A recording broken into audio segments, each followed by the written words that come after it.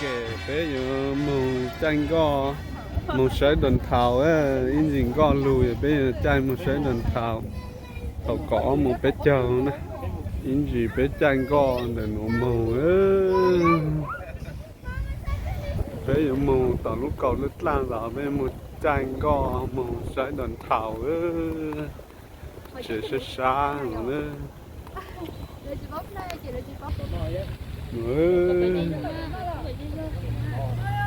Út tờ đó cha không bo là có sự chế đó gạo cứ như một sai đần thao nó chết luôn là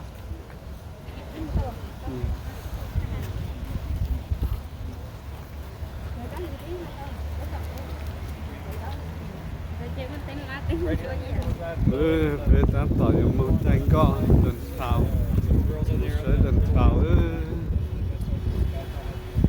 in lên chậu đần là lúc gọi lúc biểu điện màu của từng màu này của tao từng màu bé thi đây một chai của nó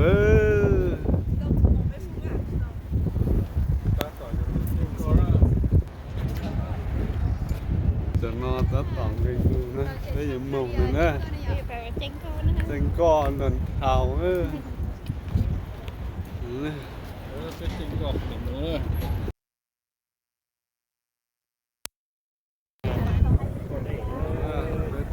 có cái dây chạy có tông không thất bỏ chứ tụi cũng có á bây giờ màu đây đần thảo nữa đây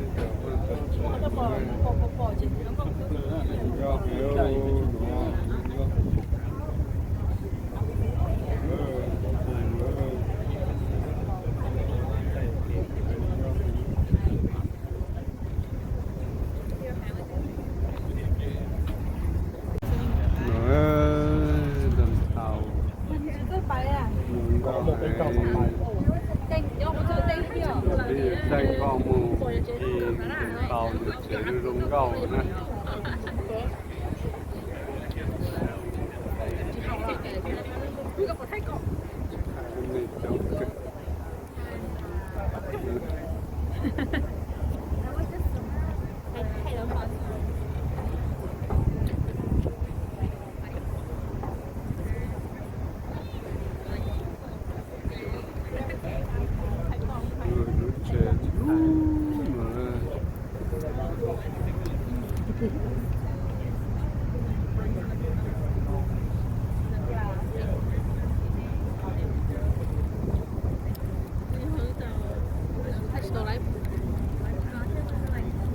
Greatest Chicago writer, and I do not use the word greatest lightly, Mr. Nelson Algren, in a book I would recommend called Chicago, City on the Meej. The moving waters Algren wrote about, Lake Michigan over this rise, which joins Lake Huron, Ontario, Erie, and Superior. Do you know what that is? The 5 Great Lakes are 20% of the fresh water in liquid form on the entire planet Earth. That sea of grass as far as wind might reach, the shining city on the plain Chicago.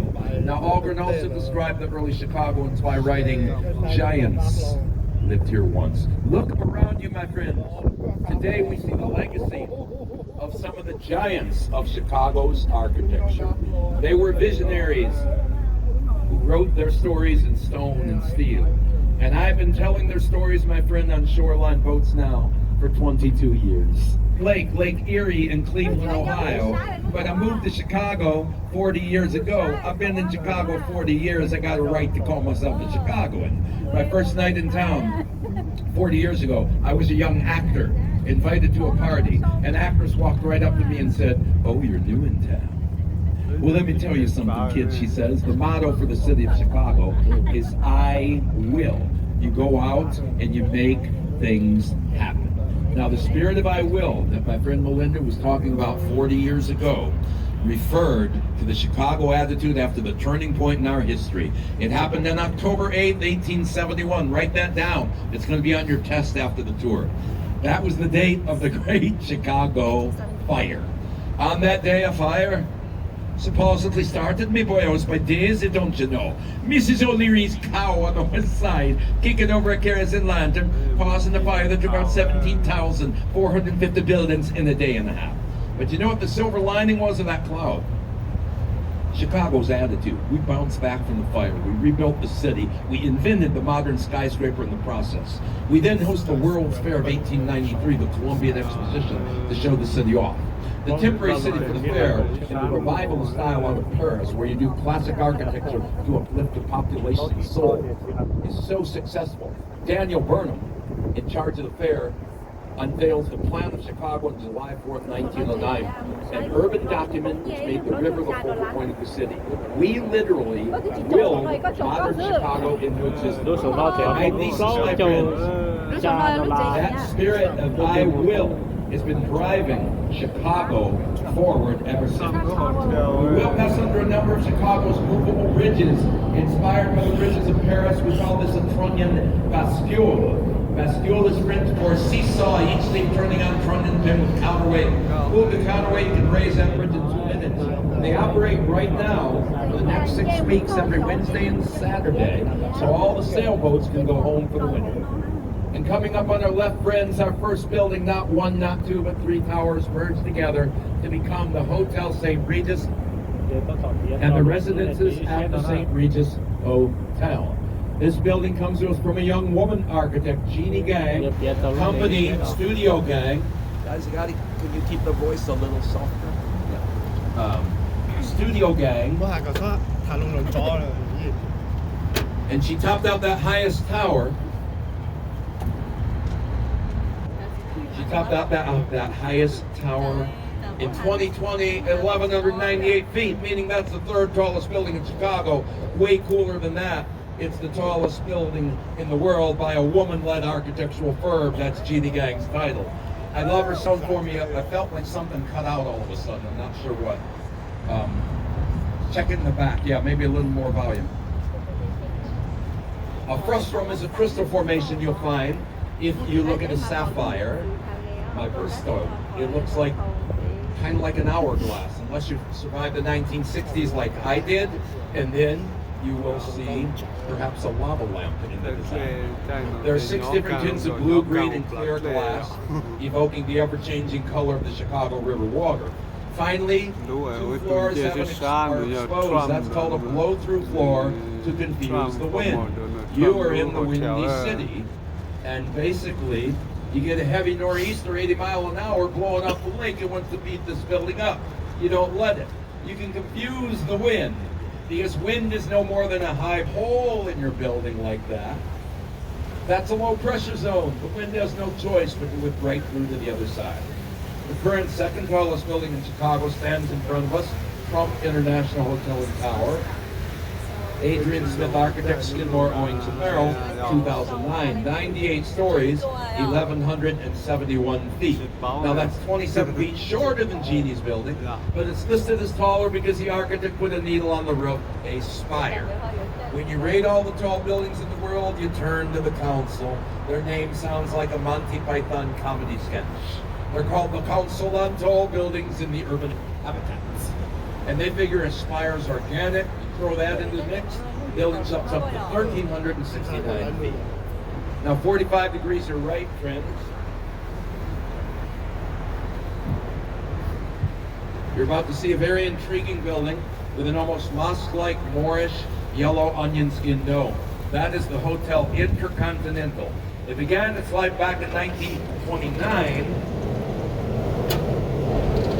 as the Medina Athletic Club, a project of the philanthropic group who call themselves the Sons of the East.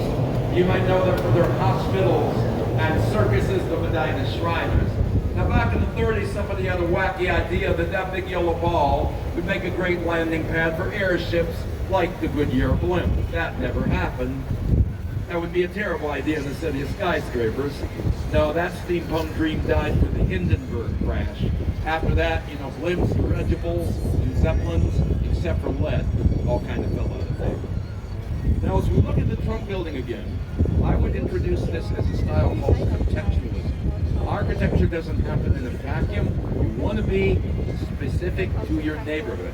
And the reason that building has those cutaways, you see the patios?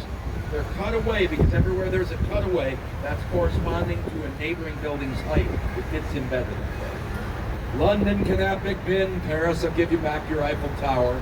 I'm a Chicagoan, and I'll take the clock tower, the one and only Wrigley Building, commissioned by Chewing Gum King William Wrigley Jr., who was a young man attended Burnham's Fair, selling juicy fruit gum for the first time. So he brings the revivalist style home. Spanish Revival. The clock tower of the Wrigley Building is modeled on the 11th century Royal Tower in Seville, in Spain. Now we are approaching our Grand Boulevard, Michigan Avenue. Hold on to your wallets. You're going to buy everything in sight when you walk 1 mile north along One Magnificent Mile, the shopping district. Now the Wrigley, but Michigan Avenue, we actually refer to in the French manner, Boulevard Mich. Why? Because Daniel Burnham was influenced by the city of Art and Life. It was modeled on the boulevards of Paris. Burnham went to Chicago to become known as Paris on the Prairie. But hey, let's take it to the British. Jean-Baptiste Pontou. He started a fur trading empire right there in 1779. On the east side, you will find a bust of Mr. du Sable to take a photo with later. The World's Fair lives on with the Jewelers Building of 1926 on our left. Beautiful building with cupola dome and water tanks, was inspired by a 15th century Italian monastery, but built here for the diamond trade. Movie fans, look closely at those water tanks. If you remember Christian Bale as Batman in the movie Batman Begins, the Cape Crusader was sitting up there at the end of the movie surveying his domain of Gotham City, which we served for Batman Begins in the Dark Knight before handing Gotham over to Pittsburgh for the next movie. On our right, this flat box is AMA Plaza 1971. And this is a style I think most everyone is familiar with, modernism. Born at the Bauhaus. Who's heard that term, Bauhaus? Very famous art school, 1920s Germany. Now the Bauhaus architects were utilitarian, they were functional. They believed in celebrating structure and materials, but not decoration. To the modernists, decoration is bourgeois, superfluous design. Essential structure, are you ready?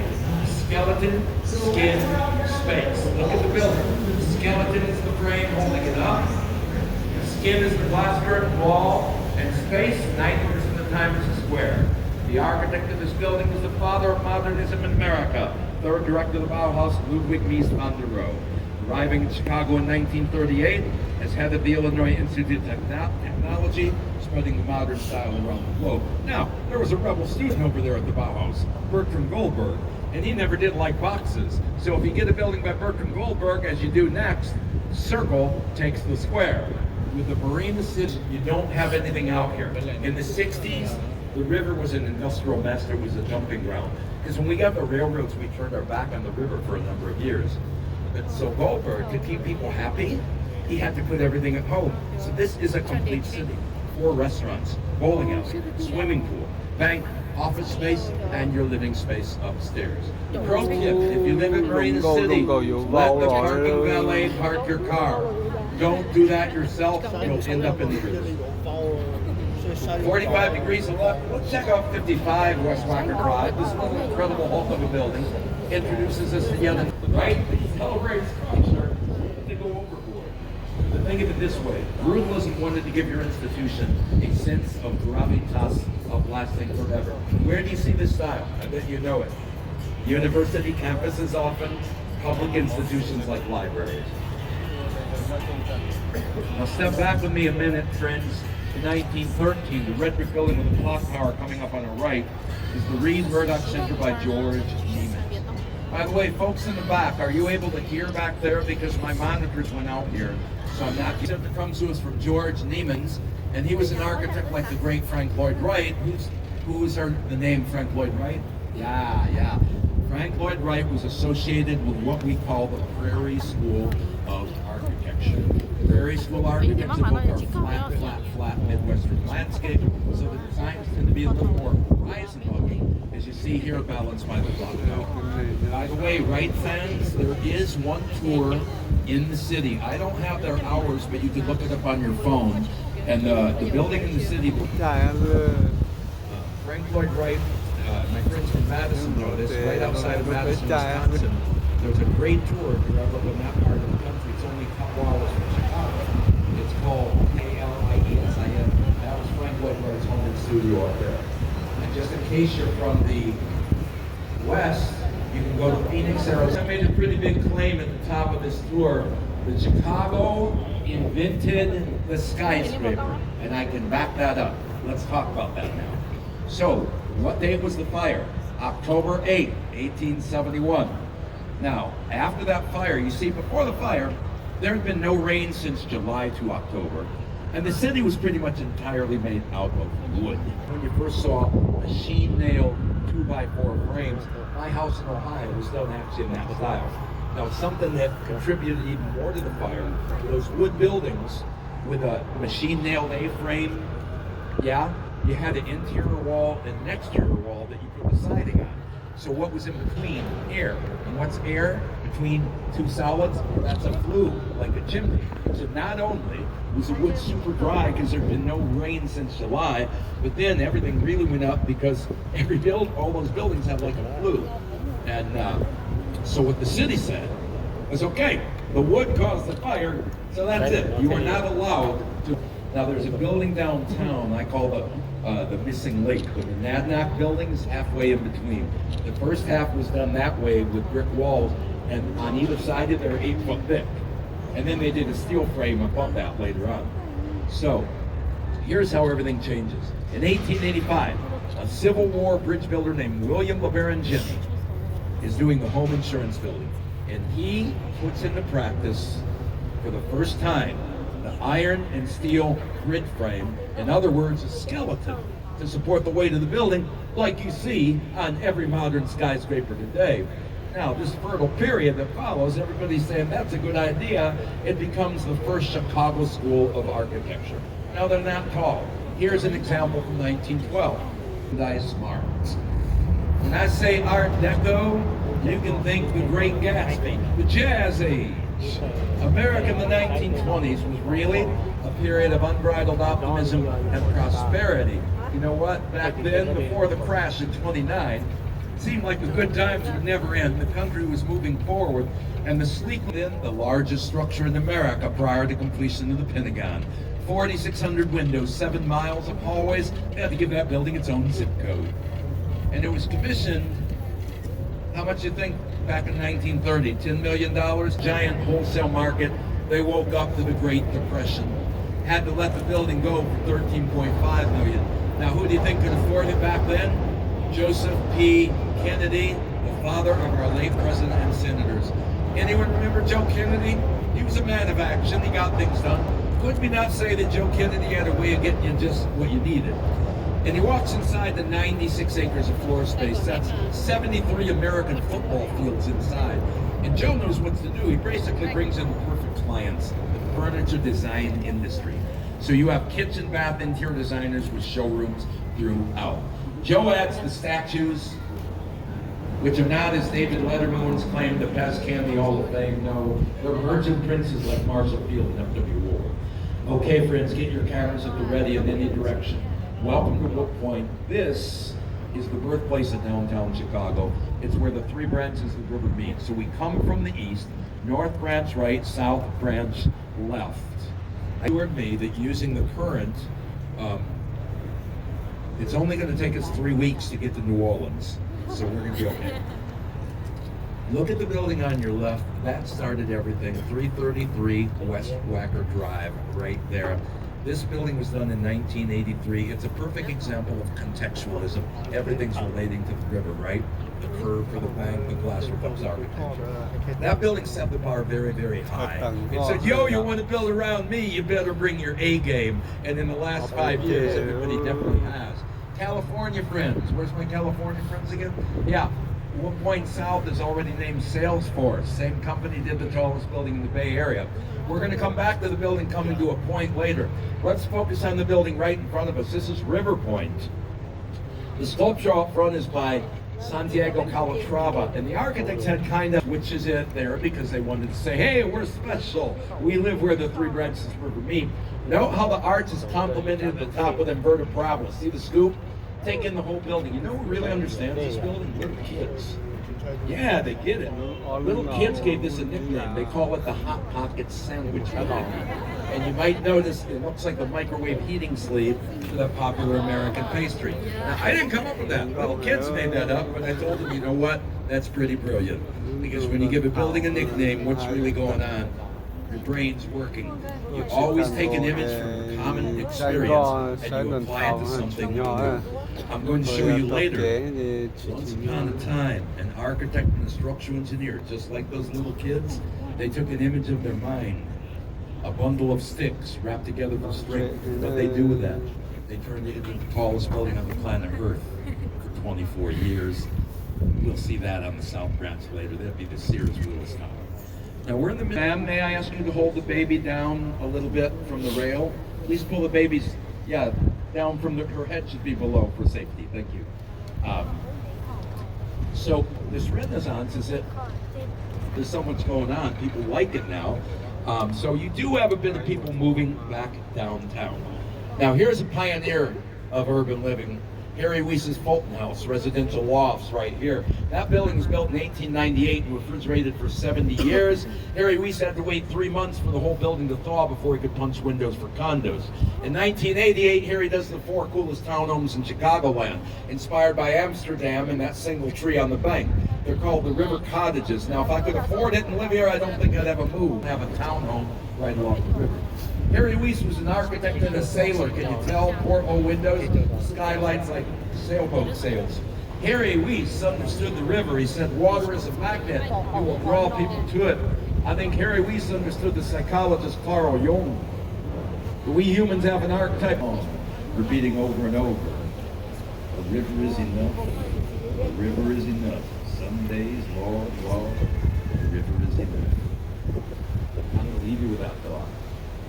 That's a lot of information. I'm coming off mic to see if they have any questions one-on-one right now that I can answer. And I'll be back on mic. Coming to a point and said, aha, the guillotine building. And I said, I can see that. I do not really care for that nickname.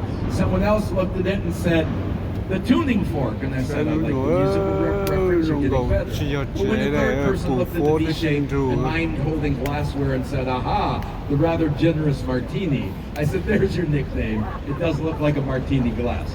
Now, what do you think happened when they did the wind test on this building? Well, guess what? The same way a person holding a martini would probably sway. The building wants to sway. So much so that you must have a 60,000 gallons of water. These are called inertial slosh mass dampers. You know, it's a shock absorber. So you know what happens? It's pretty simple, really. The building starts to sway one way, but guess what? The entire weight of the building is no match for 160,000 gallons of inert water. So the building, a little backroom dealing, handshaking, you vote for my candidate, and I will vote for yours, son. That's where Mr. Abraham Lincoln received nomination to run for the presidency. There's a lot of mojo on this bank of the river. Where you see the Riverwalk lawn would have stood a barracks with a pig wallow for a street in 1833 called the Saguenay. That's Native American Potawatomi for in the whole wide world. The French-Canadian Creole fiddle player Marc Bovian, known for playing the fiddle. He'd often say, I fiddle like the devil, keep my hotel like hell. Hey! Well, friends, the Saguenay Hotel, early 1900, sitting along the banks of the River Seine in Paris, France, taking copious notes. Burnham studies the great cities around the world. He notices this. Great cities offer industry, hotel, and the Wrigley Building. They all have something in common. Notice that. They are all clad with terracotta. The same terracotta that you keep your potted plants in at home was the most popular cladding material for buildings after the Great Chicago Fire. Because terracotta is fired clay. It's funny, one of the world's most beautiful office buildings. House in New York, one inspired by the great Gothic cathedrals of France and Belgium and that. Friends, the Tribune newspaper moved out. That beautiful Gothic building is gone condominium. You can live in Tribune Tower for merely $700,000 to $7 million. Do not worry. 1960. skyscrapers east of DuSable Lakeshore Drive here. It is a beautiful building, though, done by two of Mies van Dro's grandson, two of Mies van Dro's students, Shipwright and Hydra. Tallest condo of 1968, first curvilinear skyscraper. And now out of the river, we're separated from the lake by a concrete retaining wall, the Chicago Lofts, holding in fresh water since 1938, when every Great Lakes state on Canada sued Chicago for reversing the river and possible line of Finland to water. The court gave us a number of barrels per day. We monitor what can escape.